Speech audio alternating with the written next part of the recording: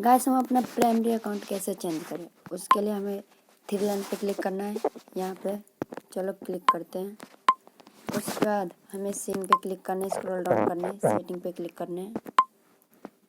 Okay, उसके बाद guys कुछ ऐसा खुलेगा, स्क्रॉल डाउन करना है, नीचे जाना है, फिर हमें करना है log in with others number. तो गाइस हम इस पे क्लिक करते हैं।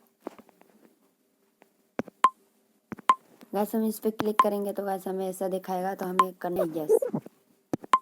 तो चलो गाइस यस करते हैं।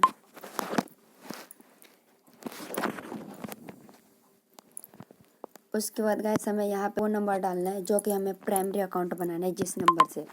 तो गाइस हम वो नंबर डालते हैं यहाँ पे। गाइस मैंने अपना नंबर डाल दिया, फिर हमें करना है लॉगिन पे क्लिक यहाँ पे। फिर जैसे हम लॉगिन पे क्लिक करेंगे, लॉगिन पे क्लिक करने के बाद गाइस OTP आएगा, ऑटोमेटिक सेलेक्ट हो जाएगा।